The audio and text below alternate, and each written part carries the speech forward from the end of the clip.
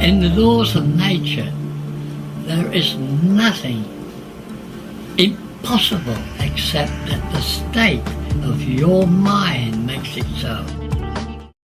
Cleaning up this planet is going to be a big job.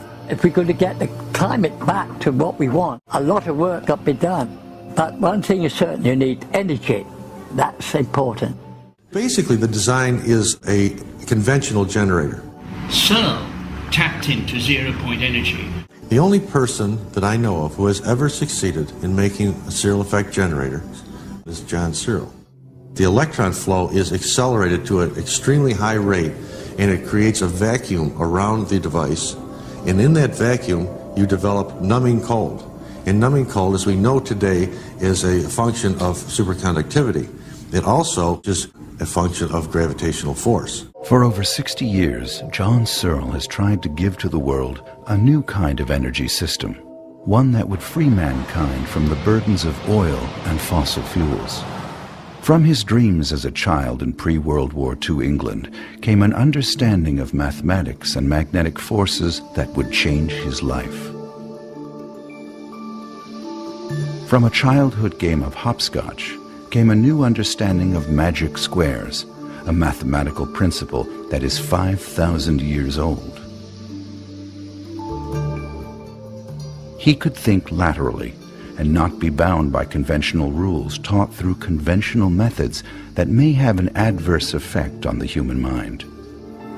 John Searl is known all over the world as the inventor of the Searl effect generator, a magnetic device consisting of one or more rings, also called plates, and a number of cylindrical rollers that, when in motion, generate electricity.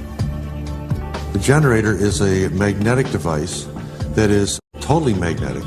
It is its own prime mover. It will self-start and continue to run, and as far as we know, we could say never stop. The Searl effect is an effect based on magnetic fields that generate the continual motion of magnetized rollers around magnetized rings, producing electric energy. The generator runs in harmony with nature. The law of the squares is harmony with nature. But the Searl effect is a great deal more than a simple generator. In our polluted and energy-starved world, it is the hope of all mankind that we find the solutions that lead us to both prosperity and harmony with nature. Is it possible to maintain mankind's industrial output and at the same time reduce the pollutants that are slowly killing planet Earth? Is there a way to increase the productivity of the human species as we rid ourselves of the poisons and recover the waters of this world? If we're going to get the climate back to what we want, a lot of work got to be done. One thing is certain, you need energy. That's important, and it must be cheap as possible. Preferable, no pollution. No noise, no heat, no vibration, no pollution. The Searl effect generator. The perfect machine? As you build this, when you find out that it runs without friction, it runs without a governor, will accept any load and meet it. It will dive down in temperature at one point if you build it correctly and actually levitate and actually lift off the Earth, developing its own gravitational field. When you see all these things and you realize that this is a perfect machine. It is an entity. It's the closest thing to a living thing that man can make. Does John Searl have the answer? Is John Searl's invention the point of impact between the question, what if there is a machine that could save mankind, and the answer, the Searl effect generator? People say, well, you can't do this. You're going to upset the entire world economy. The whole economy is based on oil, and it works, they're saying. Well, it works very well for the people who are running the economy, but not necessarily for everyone else. I still maintain that it will not ruin the economy. It will be a very strong paradigm shift, much the same as the shift from horse and buggy to automobile. Surely this point of impact would produce energy of its own, human energy, emotional energy, joy, relief, hope, wonder, or perhaps the darker side of human emotions, greed, hate, and jealousy. All these years I've learnt one thing: you can't trust anyone with this technology. They've got to steal it. And any worker seen this and find out how it works could sell it to another company for millions. Because this, too, is the Searl effect. Put simply, quantum mechanics is the study of the relationship between energy and matter. In particular, the relationship between electrons and photons, the area in which the actual Searl effect takes place. It's photons. That's the role of grounding their energy to the coil. It is simply throwing photons out. That is what you see trapped in the magnetic field around it. Albert Einstein's contribution E equals mc squared made way for huge strides in science. Very soon, abstract mathematical proofs would replace ether theory as the best explanation of all things and their relativity. Others, like Nikola Tesla, would cling to the idea that energy was all around us and that we could access this energy and transport it through the atmosphere without the need for meters or utility companies. While the greatest minds of the 20th century uncovered theories about how the universe works, far beneath this lofty exchange, John Searl was dreaming. I had dreams, and those dreams are the key to all the work which I do. In fact, they're the key to all my knowledge. The Searl effect is developed from the law of the squares, and it is from these squares that John Searl developed his generator and flying discs. But he didn't stop there. Over the course of his lifetime, John Searl's understanding of the squares would be used by him to explain all aspects of life in the universe, from DNA to relativity, from single-celled life to the human being. From transportation to construction of buildings, the squares could be used to understand everything. When I took up my training as an apprentice electrical engineer, about the third day I was presented a docket to take to the stores, and I saw this tube with a small tube buff. I asked the foreman what that meant. He said, "That's 2 square." So I said, "Well, what is 2 squares?" So he draws 2 by 2, show me 4 squares. 4. You can take a square, if you run the numbers in normal, 1, 2, 3, 4, 5, 6, that is uniform in. But when you total them up, each row, each column, each diagonal, you'll find they add up different. Putting numbers in random, we come up with a uniform output. Every line, every column, the 2 diagonals come out precisely the same. Random numbers in squares will produce a uniform total. John Searl would soon call this the law of the squares, nature's way of achieving order from chaos. This led to Searl's revelation. From those numbers, John Searl had the exact amount of each ingredient in the rollers and rings of his generator. Now, every 1 square represents a quantity of a material. And that's very important. This is precisely how I developed the SEG. So I copy nature in every way. I work at trying to think how nature's doing it, and then produce this object. World War II had ended, brought about by the most devastating weapons ever conceived. The product of those lofty minds who 20 years earlier wondered what would happen if you hit a single atom hard enough. What kind of energy was stored in this tiny place? The answer, they thought, is the source of all energy in the universe. The practical answer was bang. In fact, the biggest bang mankind could ever devise. Einstein opened the door a bit further. Like most people, they come up with a wonderful formula. Einstein did. And then he stops at that and says, there's no way you can get this massive energy out of an atom. The cost would be too high, it's not worth it. Then you see you get another person comes along and thinks about this, oh no, just bump it with a proton or a neutron. Some of the vocabulary, words like volts, ohms, amps, and watts. By 1946, John Searl had a different idea. How could this energy be tapped without smashing the atom into bits? His idea was a completely new generator design. We didn't call them Searl effect generators then, but we were just trying to produce a generator to run the house lights on. because I felt that the big generators at the power stations were a waste of money, would present to us vast pollution problems in the future. So the whole idea was to get something to produce electricity. Basically, the design is a conventional generator as far as how it looks. You've got a magnet passing by a coil. And all generators of electricity are based on magnetics and coils. You can pass a coil by a magnet or a magnet by a coil, but that gives you your deflection in the electron flow and the force in one direction. I already knew most of the fundamentals. What I was doing here was trying to get rid of the petrol engine or other devices to turn the generator. That was the objective. The two key issues are electrons and magnetic fields.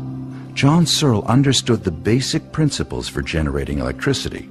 He knew electricity was made up of electrons traveling down the wires into our homes.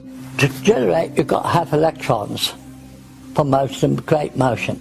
That's why you go to the rare earth. The primary component is a rare earth. Although it can be any of the rare earths, the component that we use is neodymium. That's element number 60 on the periodic chart. And that unit puts out an excess of electrons for some reason, and it will also replenish them very easily. Rare earth is the greatest weight of the whole materials that you're using. That has got to hold the mass of electrons. John Searl's idea was to find a way to ease those spare electrons out of the structure and use them. Instead of smashing the atom into bits, why not tap this vast electron reservoir by using magnetic fields, same as any generator of that time? So I say to myself, if you can release all the energy with a simple particle, surely we could ease it out gently by tunneling it in and giving it something to run up. So if we put a straight line, magnetic line, through and the electron spins around, all this energy is spinning around and come out, we'll get a constant flow. Tunneling into the atom using a specific magnetic field will cause the electrons to move in one direction, and they can be collected and used. With production of electricity, you have two choices. You either rotate the magnetic field or you rotate the conductors. In our case, we rotate the magnetic flux. So as the roller rotates, it's also rotating around the base plate. To make his generator work, John Searl had to overcome many problems. Most of these occurred with the shape and design of his magnets and in the behavior of their magnetic fields. How can you make a round magnet orbit another round magnet without stopping or flying off? He studied the behavior of a bar magnet and a round magnet. There's something wrong with this. It's got a turning action on it. It tormented me. That must be able to go straight. I placed it on and it kept straight. And not only did it keep straight, it freely moved up and down. What happens if you make a ring? He knew magnetic fields could be impressed or printed on certain materials using a magnetizer, a device common to shops and factories that use magnets.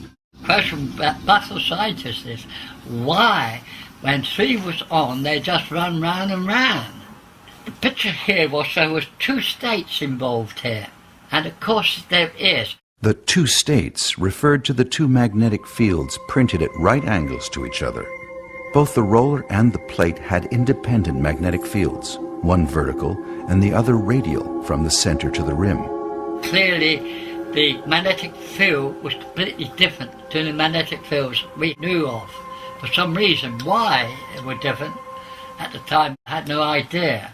The intersection of these 2 fields produces a wave that carries the roller around the ring, although this wave was unknown at the time the phenomenon was present. So we got fields at right angles. That's why the whole thing moves. If you haven't got 2 fields, it won't move. Now the 2 key issues for the production of electricity were present in a totally new generator design. The electrons were available in the rare earth material. The magnetic fields induced the roller to run on the plate. We didn't even know what the field looked like till a few years ago in Germany when we remade a segment. I said, well, let's have a look at this field. And we dusted it with very fine iron dust, shook off the surface. Do you know what that looked like? a bicycle with. That is the field that makes this work. Any other field won't work. That field does it. So we know that the magnetic field can be set to perform functions quite different to what we were taught in my day at school. And I think we're only scratching the surface of magnetism. Was this thing a generator? It created an extremely high voltage, but John Searl had no control over it whatsoever. With each experiment came a new set of questions. My magnetism is not your magnetism. Could it be that general magnetism contains multiple bands, a magnetic spectrum, exactly the same as white light contains a spectrum of colors? Magnetism is identical to light. In a way, that's how I look at it. They're identical, they're pairs. John Searl used a combination of AC and DC current when magnetizing the components of his generator. If we isolate the particular band we want and then print that, we have something different, we have a wave. This is the Searl effect, the intersection of two magnetic fields creating a magnetic wave that can be measured and amplified. John Searl designed a generator using magnetic fields to induce a flow of electrons from a rare earth element through a system of rotating magnetized components so that those electrons would be collected, compressed, used, and recycled. Magnetic forces and electrons in motion, the two key issues necessary for the production of electricity. Is a condition where you can get a wave in a magnetic sense, like a wave, a sine wave, and they act as a river. Now they're stationary until reaction effects takes place, and to do that you have to sit a cylinder on it, magnetized, and then that wave goes into motion. Now the roller placed on that field, it floats. We know it cannot touch that, it's too dense with energy, so it will float. So we got something floating there, then if this wave is moved due to reaction between this plate, this roller and this plate, then that wave is going to carry that regardless. So the roller maintains still its constant height. Though it's now running many times faster, it does not fly off. The magnetic field is holding the roller tightly to the plate. At the same time, the electrons moving through the layered elements are collected and compressed on the surface of the plate, lifting the roller and creating space between the roller and the plate. So the roller flies round and doesn't roll round. As it moves, the fields be rewritten all the time. So the field never diminishes. It cannot diminish, because a magnetic field is in constant running order. The energy, or electrons, moving through the system recycle. The rare earth element attracts new electrons that also move through the system and recycle. Because of their negative charge, the electrons compress, causing the drop in temperature and creating the energy field that radiates from the generator. In 1956, I was soldering. I had to produce another unit, and this time we wasn't powering it up. I wanted to try to meter up things to see what the oscilloscope was showing me. And it was accidental that when I took the hot iron to solder the wire on, I couldn't solder it. Something from the machine was cooling things faster than you could heat them. That was accounting for some of the behavior of those early models. Counted for why, when I got a hold of it, I was stuck to it. John Searl created a generator design that became a superconductor, producing extreme cold and incredibly high voltage that caused it to lift off the ground. But could he control this flying disc generator? One thing I didn't know was that gravity can be inversed.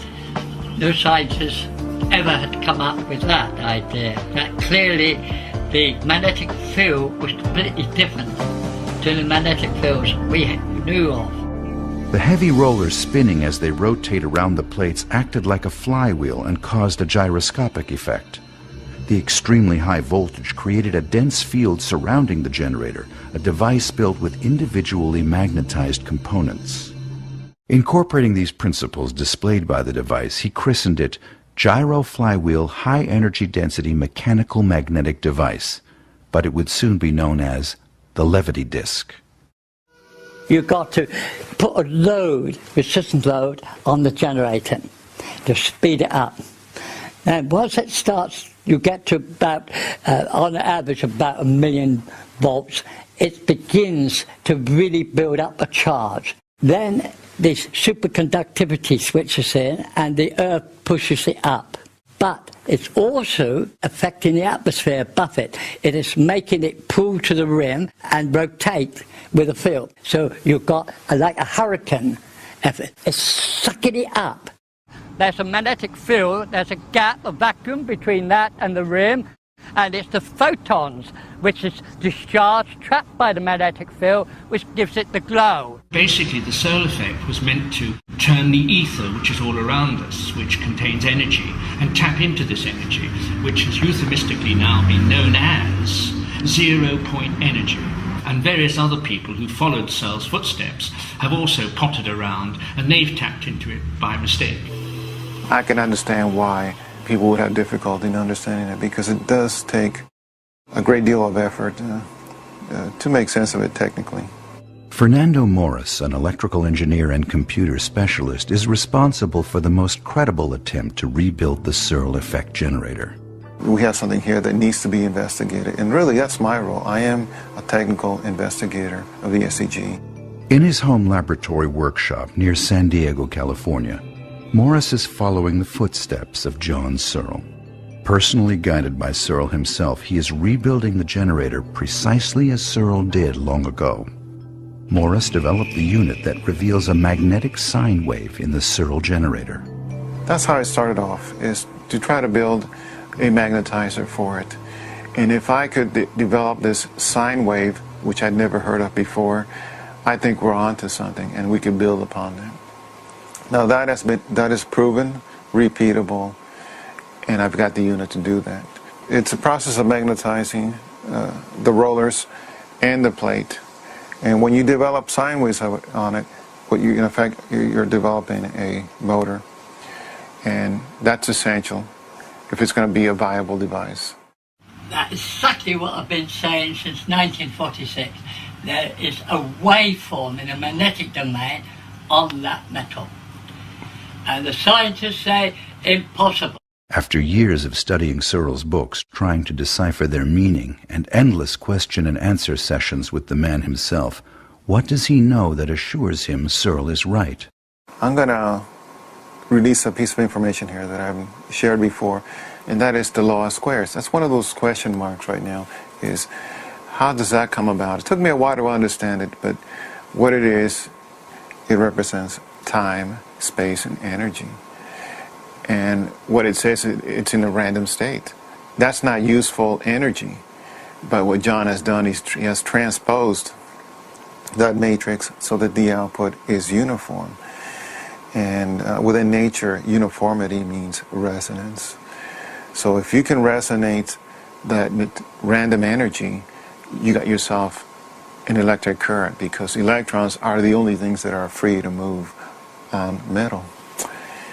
So what we got here is a converter of random energy into electrical current.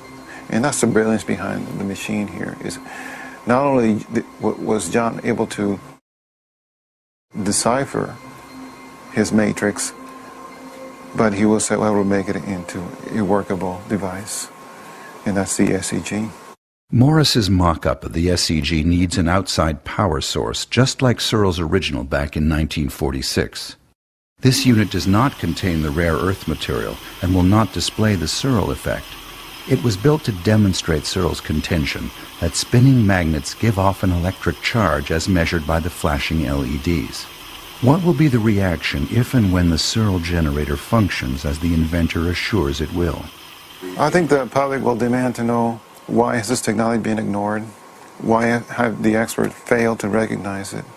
John has a solution that is really the ultimate solution, because we're using energy that's already available within nature, and it's benign. I think we have a wonderful opportunity here. It's a shame it hasn't been taken advantage of. I mean, John has been struggling to get this technology out for years. John A. Thomas Jr. wrote a book about Searl, then formed a corporation with him in 1996. DISC, Direct International Science Consortium, for the purpose of rebuilding the Searl generator. Thomas's study of the Searl effect has convinced him beyond any doubt that Searl is telling the truth. And the United States has not heard of Professor Searl. They don't know who in the hell he is. The people of this world have been offered this technology in a refined form, usable, since the early 50s. And it was their right to have it, and it's been taken away from them by the media and by the power companies and by the people who are running this economic society. And we have been told that we cannot have this and it can't exist. Yet we could be living in a new world today that we should have had 25 years ago. John Searl has since reformed the Searl International Space Research Consortium, or SISRC, an offshoot of his earlier organization. The Searl effect generator represents a fork in the road of scientific development that was abandoned nearly a century ago when ether theory became a relic of the past.